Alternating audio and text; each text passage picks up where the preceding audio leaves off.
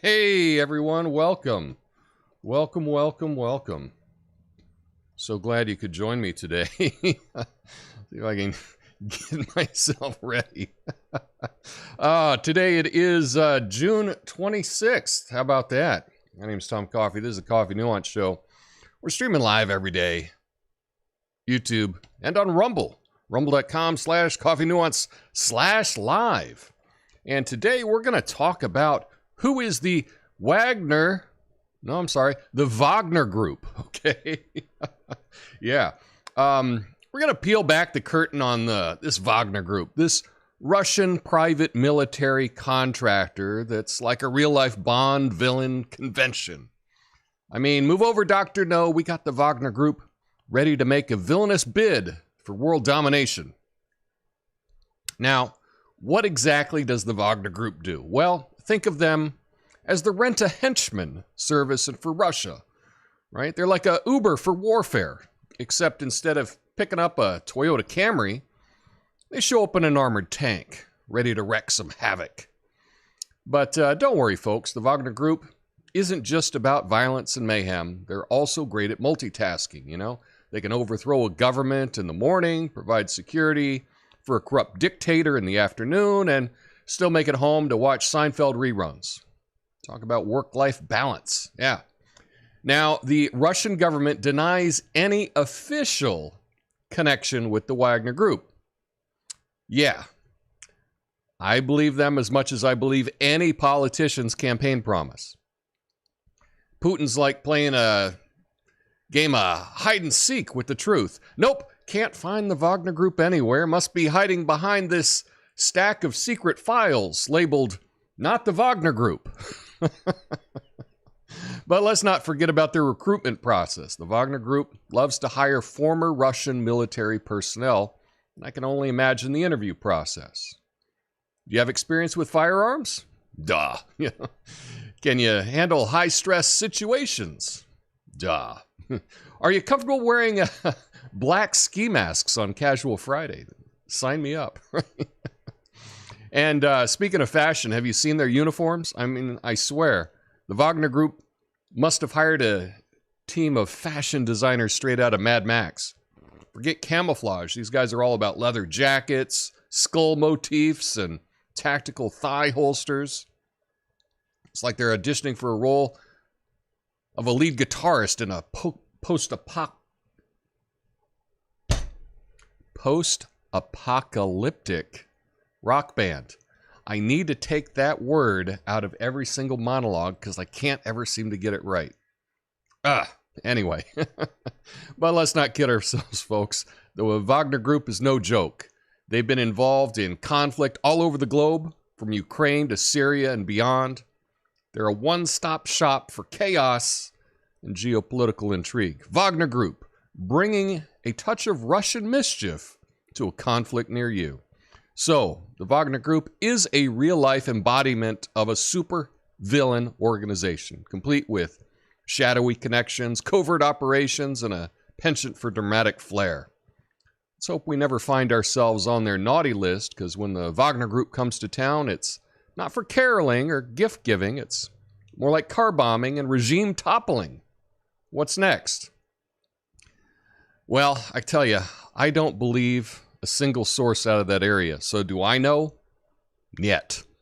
My name's Tom Coffey. This is the Coffee Nuance Show, the best censored commentary and news show live right now. Flame on.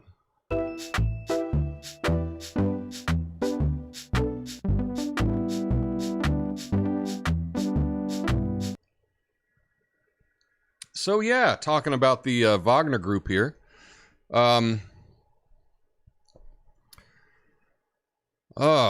Yeah. Yes, and we're not talking about the paint experts. That's a different group, okay? So a lot's been happening over the weekend. There was a potentially, potential coup. I really don't believe anything that I've been seeing any of the analysis, I don't know what to believe. I really don't know what to believe about this group. Now, apparently there was a deal reached to prevent a major conflict between the Russian government forces and the Wagner paramilitary group. Defense Minister Sergei Shoigu appears to have kept his job despite being a target of Wagner's leader, Prigozhin. Shoigu made a video appearance indicating he's likely to remain in the position for now. Prigozhin is still under criminal investigation for mutiny, contradicting earlier statements that the case would be dropped. Well, who knows what's going on? It's fog of war, right? The specifics of the agreement are unknown, and the fate of Prigozhin and the future of Wagner's troops remains unclear. The events seem to have damaged Putin's image as a strong leader, perhaps. And meanwhile, Ukraine continues its counteroffensive against Russian forces. And the European Union has agreed to increase military assistance to Ukraine. So even more of that. So this whole thing that happened over the weekend was really weird. We found out that the Wagner group was heading toward Moscow to perhaps, I don't know, stage a coup. And then they got about halfway there, reached some kind of deal, and they all took off. What really happened there?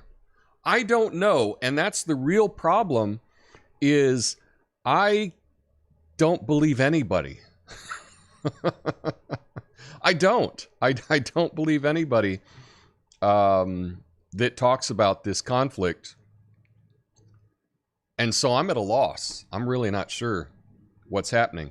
Now, the thing that you have to understand about the Wagner group is, to me, it appears as though they are this group that's able to do things outside. They're able to do the dirty work, if you will, for Russia. And Russia can say, oh, that's just a paramilitary group. We don't really have any authority over that group. That's what it appears to be for me. Kind of like in the same way, private military contractors can do work for the U.S., but if something goes bad, they can wash their hands and say, hey, that's not us. That's a private military group. That's not the United States. So same kind of thing. That's what it appears to be. Prigozhin and Putin could totally be in cahoots. This entire thing could have been staged. Weirder things have happened. So I don't know. I don't know what's going on with it. But I just thought I wanted to give you a little bit of information about who the Wagner group is. They certainly do look like a super villain group, though, don't they? I mean, just even the name Wagner, right? Named after the composer. Supposedly, they named it after that because that was Hitler's favorite composer. So we're going to name our paramilitary group after Hitler's favorite composer?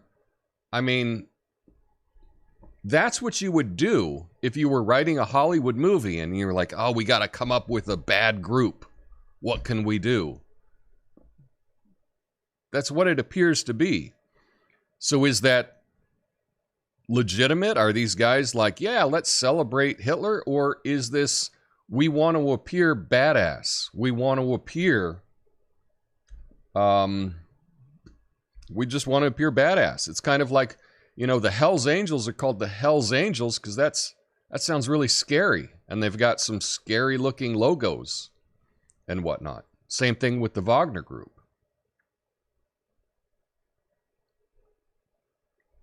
Who knows? I don't know. That's what I got today. A whole lot of I don't know.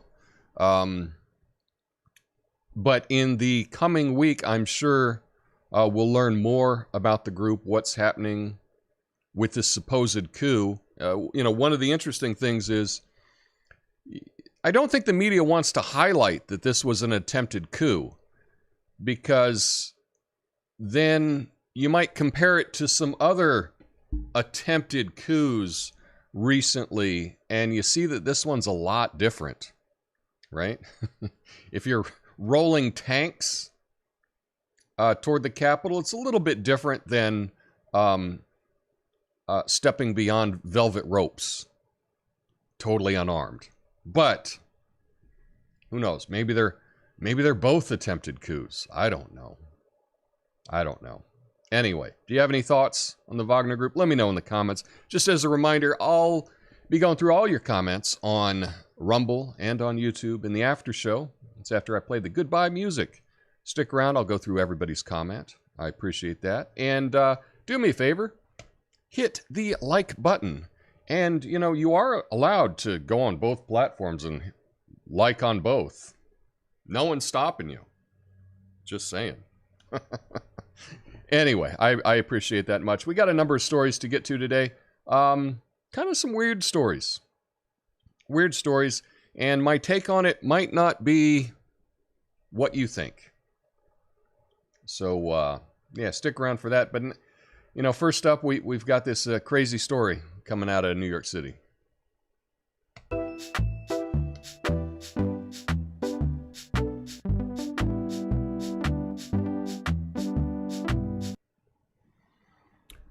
Did you hear about the drag march in New York City?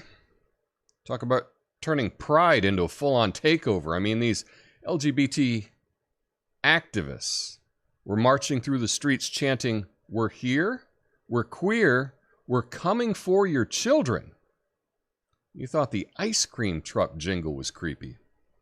So, yeah, here's the story. LGBTQIA 2G plus, whatever it is, activists participating in the annual drag march in New York City made controversial statements about children during the event. The march took place in Tompkins Square in the East Village and concluded at the historic Stonewall Inn in Greenwich Village. Some participants were seen on video chanting, "We're here, we're queer, we're coming for your children." This sparked a response on social media, with some users expressing concern. A separate incident from the San Francisco Gay Men's Choir last year received backlash for an unpublished music video where they sang about converting children to the LGBT ideology. So Jinx Monsoon, totally a real name, a champion of RuPaul's Drag Race, accused conservatives of using children as political shields in this ongoing debate about child grooming. So this is a weird story. I'd play the video, but I was having issues this morning. It took me forever to get my one computer that I can do graphics on to work. Weird. I need an engineer for this show. This tiny show with a couple viewers. I need an engineer. But they were literally chanting that. Now, here's my hot take on this that you may not agree with. They were trolling. That was a joke. Okay? Now, I don't think it's a funny joke, but that's what they were doing. They were making a joke. And I'm going to expose something else. In Charlottesville, when they were chanting, "Jews will not replace us," yeah, that was also a joke. See, when you explain a joke, it's never funny. But in Charlottesville, the idea is, hey, they think we're all Nazis, so we should do a chant that's going to make us seem like Nazis. Okay? And it's "Jews will not replace us" was because Jews rhymed with you, right? Because the chant was "You will not replace us." So we'll make it "Jews will not replace us." That'll be even edgier. That's really going to trigger people. And it certainly did. It triggered a lot of people. In the same way, all of these drag performers are like, boy, people are complaining that we're coming for their kids. I know. let's chant that we're coming for their kids. It's a joke. It's not funny.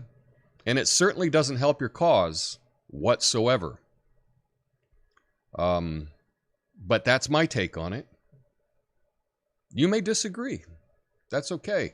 That's one of the things that I like is I appreciate that that you all can watch my show and disagree with me. That's okay. Because most times, most audiences, they totally agree with whoever they're listening to.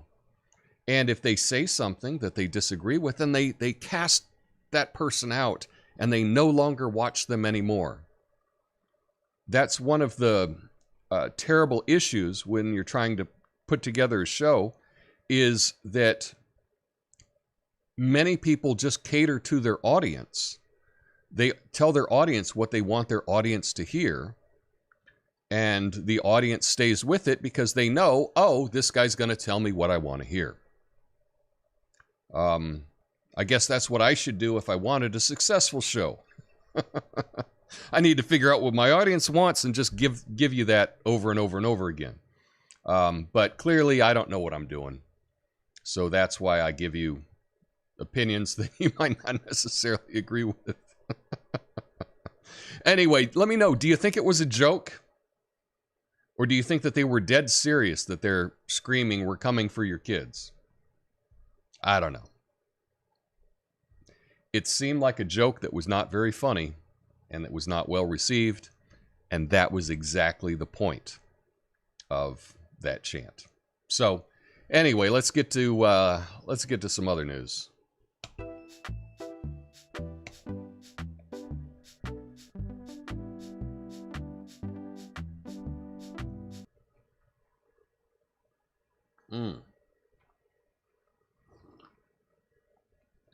Good coffee. Good coffee. Okay. Did you hear about the Supreme Court refusing to take up the case about a dress code in North Carolina charter school? Yeah, apparently they're leaving it up to the fashion police instead. Ba-dum-bum. All right, here's the story. The Supreme Court has declined to hear a case challenging a dress code at the North Carolina charter school that requires girls to wear skirts.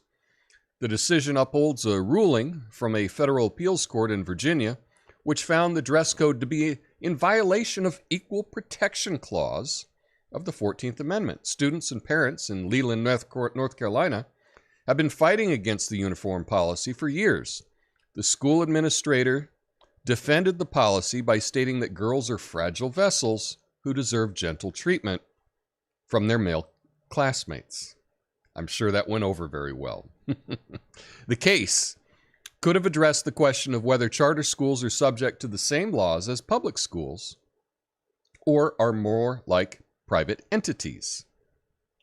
So that is the story there.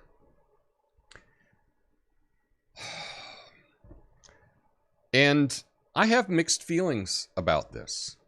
I suspect that it is true that forcing girls to wear skirts is not right. What I would suggest is that girls are given the option for their school uniform that they could wear skirts or they could wear pants. I think that would be that could be appropriate as well. I don't think that necessarily girls have to wear skirts. I am in favor of dress codes. Having taught public school myself in the past, I know that I would have hated dress codes as a kid. I would have hated it. But I was able to see firsthand what a positive effect that dress codes had on students. I was at a school where we encouraged the school uniforms. I don't mean dress codes, I meant school uniforms. That we had school uniforms one day a week. We didn't require it all the days. So on Wednesday, it was school uniform day. And I mean, it could be totally anecdotal, but literally every Wednesday was a much better day. Some of the kids that were troublemakers were better behaved when they were wearing their school uniform. And it was literally every single week. I could count on the school uniform day as being a day when I wouldn't have to deal as much with discipline in the classroom.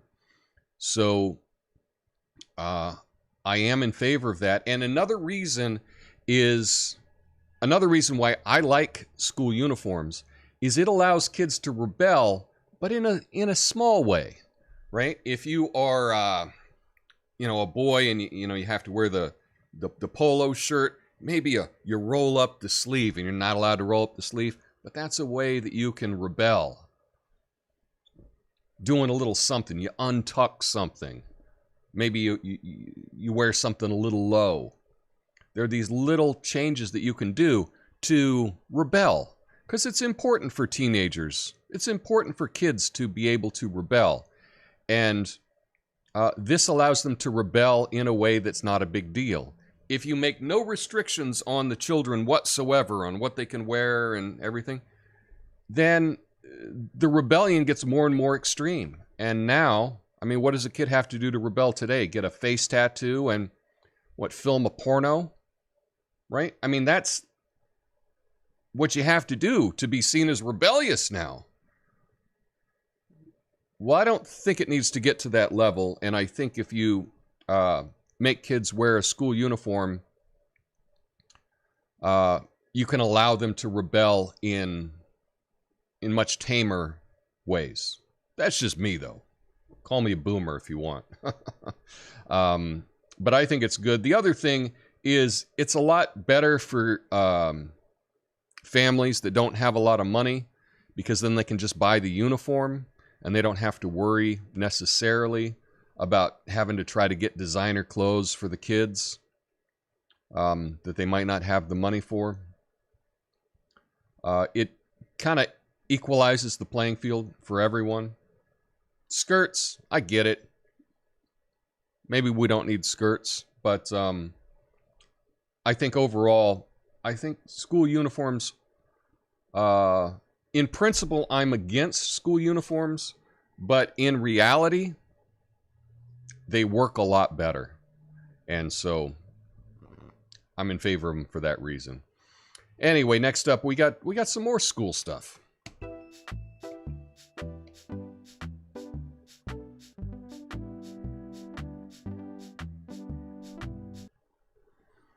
So Newark schools are testing AI tutoring bots.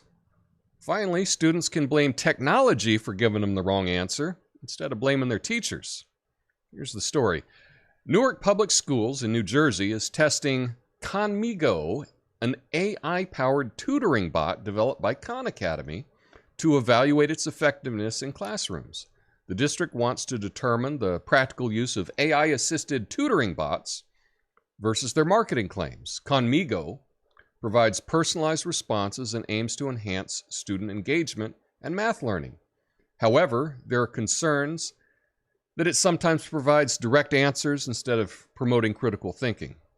Khan Academy is working to address these issues and improve the bot's ability to identify misconceptions. The affordability of AI-assisted tutoring bots remains a challenge for schools, but Newark is exploring external funding options. So, more AI. I know it seems like every week I'm doing a story on AI because it is a big deal. I think that AI tutoring is really a great thing. I think back to when I was a kid, tutoring was expensive. It was very expensive. And, if your parents didn't have the money to dole out for these tutors, then it was really kind of an unequal system, because if you weren't understanding something, sometimes having a tutor is going to help you. I think AI can really level the playing field. If you're able to work with an AI tutor, That's fantastic. And there's no reason that it has to be through Khan Academy, or I think eventually we're going to have tutoring that's going to be free for everyone. And that's going to be a great advance, especially for people that don't have the same kind of resources that everyone else does. But this is an example, and this does show how school districts always find a way to do something the most inefficient and most expensive way possible. So they're going with Khan Academy and giving them a ton of money for these AI tutors, rather than the school district just hiring a programmer to make an AI tutor. Be a lot cheaper. But yeah, that's how things work. When it's not your money, I guess you don't care. And that's one of the problems with big organizations when they're spending money that's not theirs. They don't really care. But anyway, lastly, I do have some good news.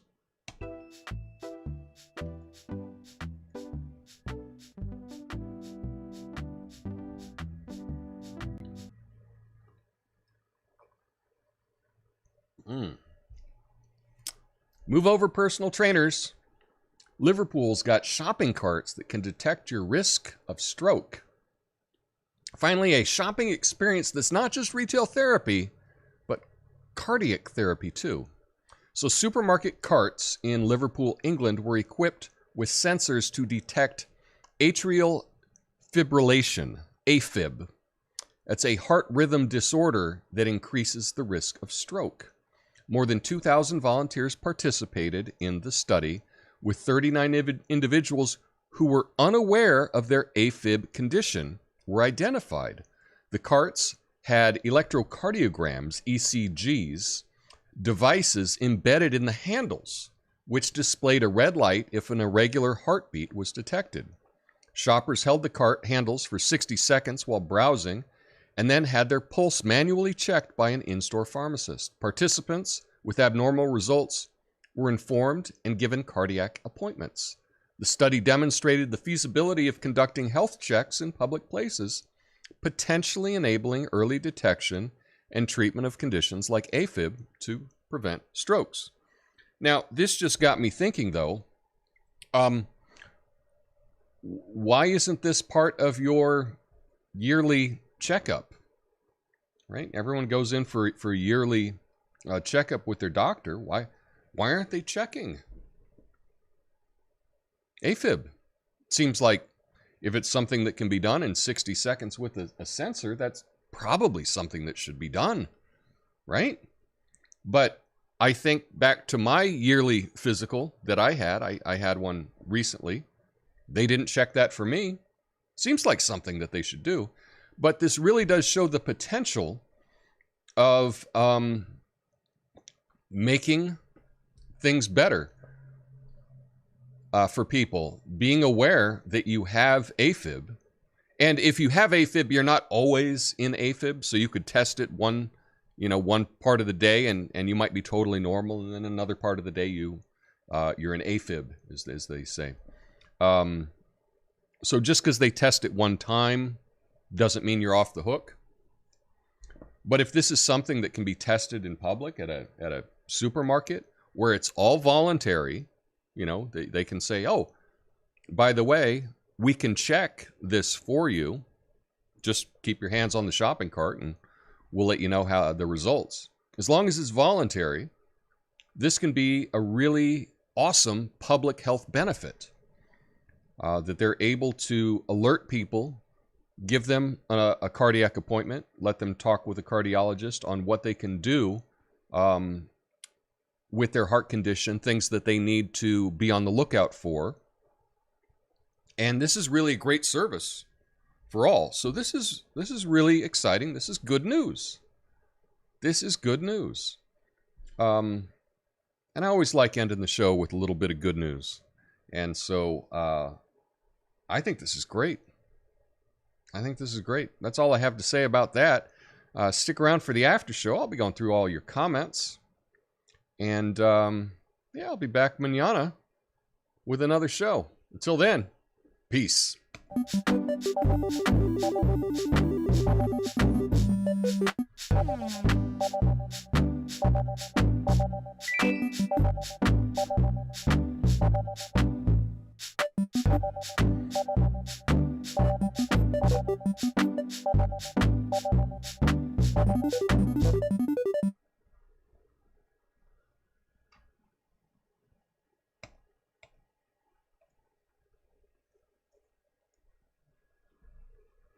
Not a whole lot of people on Rumble today, but Duggo's over there saying hello. So good to see you, Duggo. I appreciate that. You know, I'm still working on my first 1,000 likes over there on Rumble, you know. So I think we're getting close. We're getting close. So perhaps we'll hit our 1,000th like there shortly. But look at the YouTube is happening. Natasha says, please pronounce it Wagner, in reference to the composition, Flight of the Valkyries, used in the movie Apocalypse Now. It's been used in a lot of things. Wagner, the paint sprayer people. Exactly. Unrelated. Let's see.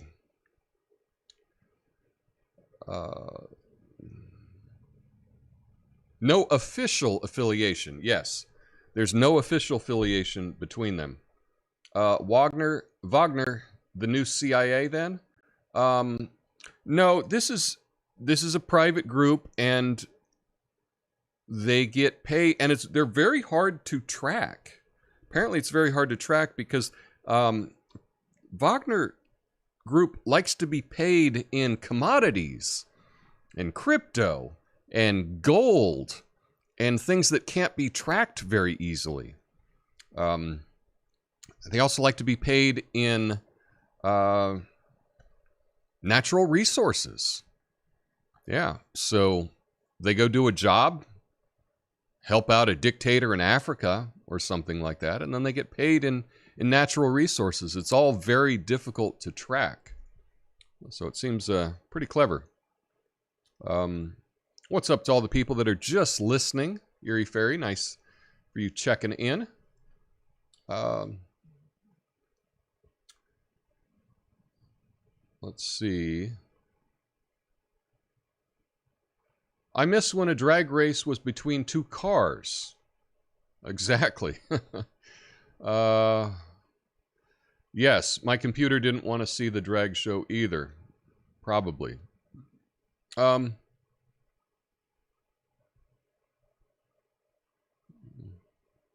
Let's see. Natasha says, Tom, go back to the comment section of your old shows, chat up some old listeners, and let them know you were back at it.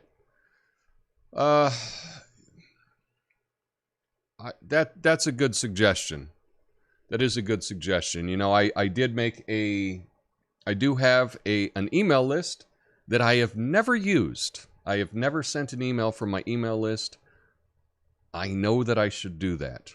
And if you're not signed up, sign up now for none of the emails that I never send.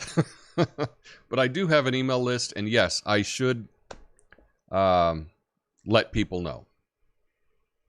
Oh my God, I would have hated school uniforms. Dress code okay, but don't tell me what to wear. I understand that. And it all comes down to making a decision whether you... Sometimes you have to decide what's right versus what works. And sometimes it's hard to do both.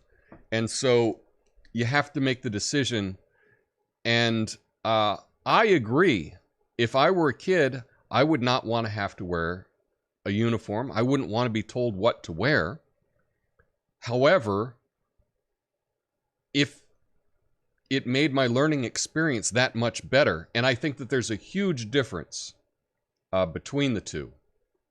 If it was only a slight difference, then I would not be in favor of school uniforms. But from my own experience, I think that it is a huge difference to make kids wear school uniforms, and so that's why I'm in favor of them. And also, you know, kids need to learn that, you know, sometimes you don't get everything you want. Anyway, it's important for kids to follow rules too, Tom. It's a life lesson. Kind of. Yeah, I kind of agree with that. Too much time figuring out what to wear instead of learning material. Yeah, I don't know. You know, I don't spend a whole lot of time figuring out what I'm going to wear each day. I go to the closet and grab an Aloha shirt, and I probably don't spend 10 seconds on it. But this is essentially my uniform, right? How does AFib contribute to stroke? I need to research the physiology on that. I think, I don't know enough about it, but AFib is when you have an irregular heartbeat, right? And having that is correlated with having a higher risk of a stroke. So that would be my basic answer, but I don't know enough about that. Not everyone does yearly checkups, Tom. Some people rebel against such things. Don't rebel against your yearly checkup. Go get your yearly checkup, because you don't want to be stubborn and miss out on something. You really don't. One of my best friends passed away, and I really think, and he was always complaining about having some stomach issues, always complaining about having some issues with his inner system, if you will, and he never got it checked out, and years went by, and eventually when it became too painful, he went and got checked out, and at that point he was already at stage 4. Don't be that stubborn. Don't be that stubborn. That's my take. Whatever. You don't have to agree with me or not. But I think you want to know. And the thing is, a lot of times these things are very preventable if they're caught early. I go in every year and have things zapped off my shoulder and head. And some of them end up being cancerous or precancerous. I went and had the thing where they put you to sleep and, look up a certain area, get some polyps out, and some of those were not good. So they were removed from me. I think early treatment is really, really important. Just don't be stubborn about that kind of stuff.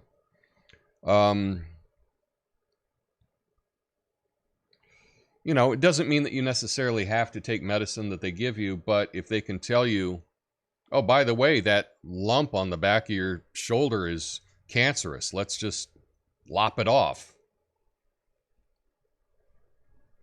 It's a good thing to do. Let's see. It would be fun to wear Hawaiian shirt uniforms.